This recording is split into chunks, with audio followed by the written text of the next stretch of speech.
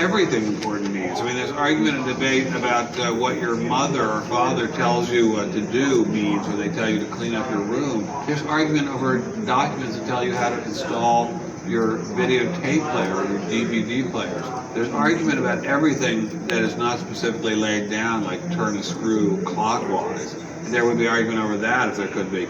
The Constitution is a document that allows us to govern a nation of 280 million people. It is the oldest governing document for any nation in the world, and it is naturally going to require a lot of argument to resolve specific cases that involve controversies among any number of those 280 million people.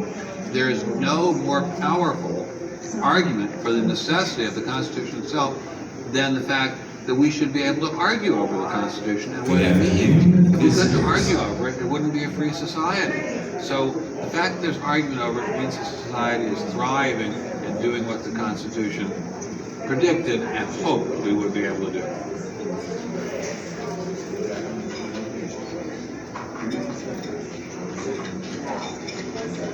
Well, this has been very interesting, and I'm not finished yet. Does anyone have any other questions that he or she wants to ask? Anyone? Get it. Okay, let's see. Here's some new questions that just came in the transom, over the transom. I wonder if any of you even know what a transom is. It's a window that used to be above doors to allow ventilation. Dear Ben Stein, is it true that equality wasn't mentioned in the Constitution and came in with the 14th Amendment? Well, first let me say that the 14th Amendment is part of the Constitution. I mean, the amendments to the Constitution are an integral part of the Constitution, but equal protection under the laws was not mentioned in the original Constitution. It was brought in by the 14th Amendment.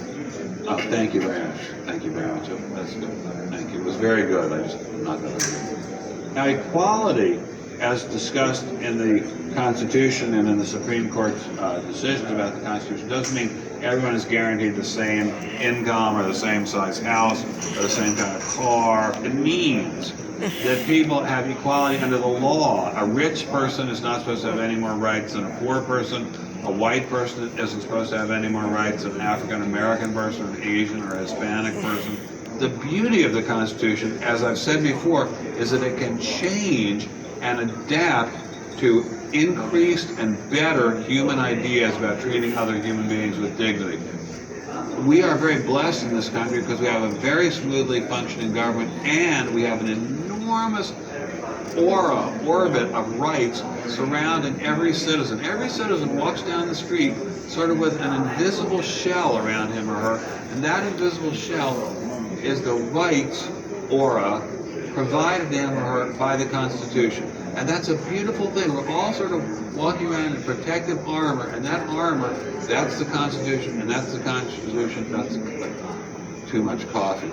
That's the Constitution enshrined in the hearts of the citizens. We believe in liberty down to the very cells in our bodies.